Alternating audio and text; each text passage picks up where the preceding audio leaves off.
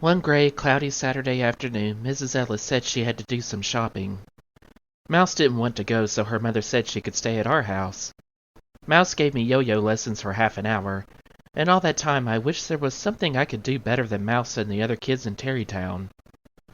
If only they had to live in the city for a month, I thought. Then I'd show them plenty. Probably not one of them could take a cross-town bus without getting lost. When we got tired of yo-yoing, Mouse said, "Let's call the twins and see if they can come over." The twins are Sandra and Jane Von Arden. They swim at the pool, too. They don't look anything alike. Sandra is very shy and quiet, and she always looks at your feet when you talk to her. They are both pretty good swimmers, but I have never seen Sandra dunk anyone. That's why I like her better than Jane. When Mouse called, they said they would be right over because if they stayed home, their mother was going to make them clean out their closets. When they got to my house, we had a snack of Oreos and milk. Sandra and Jane opened their cookies and eat all the icing first. I used to do that, but Libby said I was disgusting. When we were finished with our snack, Mouse said, "Want to play indoor hide-and-seek?" "Hey, yeah," Jane said, "at your house, Mouse." That rhymes. "But we can't," I said. "Her mother isn't home." Mouse and Jane laughed then, and Sandra said, "There's a special way to get into the mouse house when her mother isn't home." "And just wait till you see it," Jane said.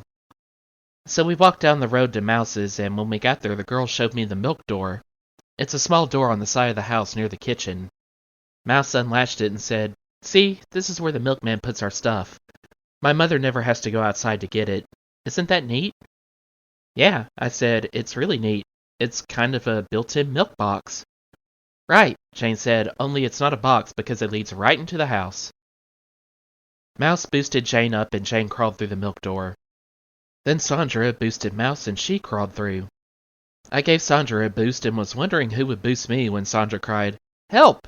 I'm stuck!" "You can't be," Mouse said. "I am," Sandra yelled. "I really am." "You need to go on a diet," Jane called from inside. "Please do something," Sandra begged. Since I was the only one left on the outside, I pulled Sandra's legs, trying to get her to back out. When that didn't work, Jane and Mouse pulled from the inside, hoping to get her through the milk door. But nothing happened. Sandra cried, "I'm doomed! I'll be here forever!" Jane said we should call the fire department and let them chop her out. But Mouse said her mother might get mad about that. I could see that unless I took charge of the situation, nothing would get done. So I said, "Mouse, you and Jane, open the regular door and help me on the outside." "I never thought of that," Mouse said. "You should have," I told her, "because if you had been the only one to crawl through the milk door in the first place, none of this would have happened. You could have unlocked the back door and we would have walked in like any other human beings." Mouse didn't answer me, but she and Jane did what I told them to and joined me on the outside. "Okay," I said, "now, pull Sandra by the legs." All three of us pulled as hard as we could, but she still wouldn't budge. "We need rope. Do you have any?" I asked Mouse. "I think so," she said, "in the garage." "Well, don't just stand there, go get it." Mouse ran to the garage and came back with the rope. I tied it onto Sandra's ankles and we all pulled and pulled until we got her out. By that time she was crying for real, and her ankles were full of rope burns. "We've got to carry her inside now," I said. "I'll take her arms. Mouse, you take her legs, and Jane, you grab her middle." As we were carrying her into the house, Sandra kept screaming, "Put me down! Put me down!" Some people don't know when other people are trying to help them. We got her into the kitchen and put her down on the floor. Mouse said, "Her legs are a mess. The bandages are upstairs. We better get her up there too." "That's crazy," I said. "You go get the bandages and some first aid cream and we'll fix her up down here." So Mouse ran upstairs and came back with a million little tubes and bottles and bandages, and we all played doctor, fixing Sandra up. Of course, I was the only one who knew just which medicine to put on each of Sandra's wounds, so I was really the main doctor and the others were my assistants. We must have done a good job because Sandra stopped crying and said her legs felt much better. She even managed to walk up the stairs so we could start our game of hide-and-seek. Mouse told Sandra she didn't have to be it because she had already suffered enough. The only rules to indoor hide-and-seek were, we had to stay upstairs and the attic was off limits. Home base was the sink in the hall bathroom. We did once, twice, 3 shoot to see who would be it first. I lost. I hate to be it, especially in a strange place. I always get this creepy feeling, and I've never played hide and seek inside before, except with Daddy, and that's not the same at all because nobody's going to pop out from under something and scare me. But I closed my eyes and counted to 75 before I hollered, "Ready or not, here I come!" I was supposed to count to 100, but I'm sure nobody noticed. If they did, I would just tell them I'm a very fast counter. The house was quiet, except for some squeaks now and then. I wanted to find the others in a hurry so I wouldn't be all alone. I walked from bedroom to bedroom, but I didn't search under the beds or in the closets. I was afraid of what I might find. Suppose Washington Irving left something behind when he slept here 100 years ago. I wonder if the Headless Horseman ever comes inside houses. If he does, I know he would choose this one because it's so old he would feel at home. I went into Betsy's room. Ooch was on her bed. I made a lot of noise, hoping one of the others would hear me and laugh. But no one did. Just as I was coming out of Betsy's room, Jane made a mad dash for the hall bathroom and yelled, "Home free all!" Now at least I had some company. I was glad she came out, even though I didn't catch her. I had to concentrate on finding Mouse or Sandra. If they all got home free, I would wind up as it again. Jane walked around with me, and we found Sandra sitting in the bathroom in Mr. and Mrs. Ellis's bedroom. Now all we needed was Mouse. We looked and looked, but we couldn't find her. Finally, Jane said, "Do you suppose she's in the laundry chute again?" "No," Sandra said. "She got in awful trouble the last time. Remember?" "What laundry chute?" I asked. "Oh, it's this hole in the wall where Mrs. Ellis drops the dirty clothes. They fall down to the basement where she does the wash. Come on, let's look," Jane said. We walked down the long hallway to the attic door. Next to it was a smaller door that looked like an oven. Jane pulled it open and looked inside. "No Mouse," she said. "How did she hide in there? Didn't she fall down to the basement?" I asked. "Oh, she can really hang on," Jane said. "But the last time her mother caught her and she got it good," Sandra told me. "Where do you suppose she is?" I asked.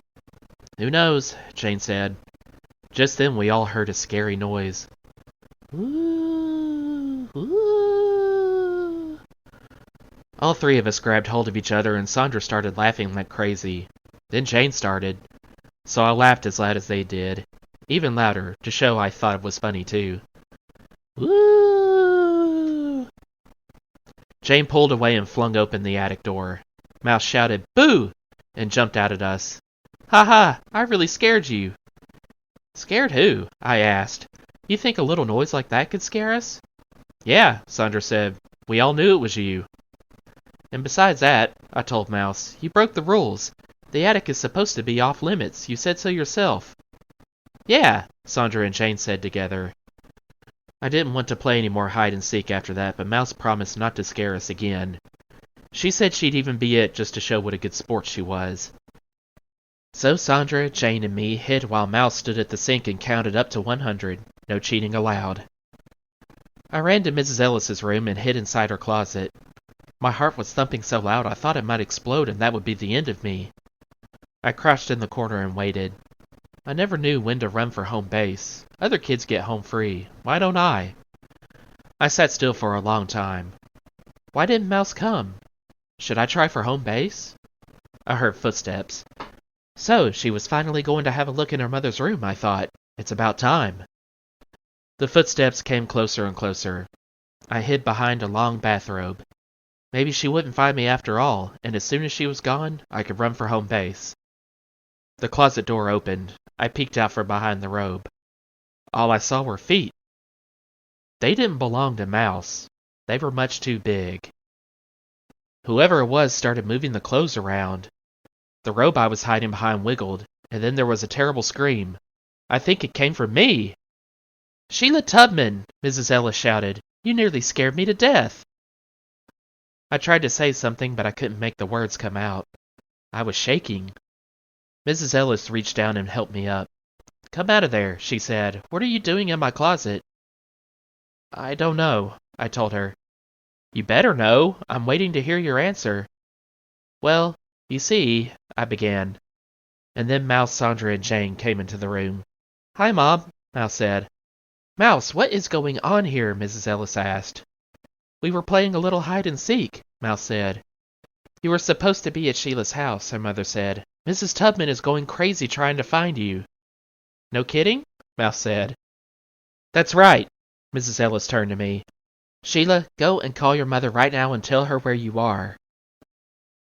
That night, Mr. Ellis boarded up the milk door and Mrs. Ellis put out a regular milk box.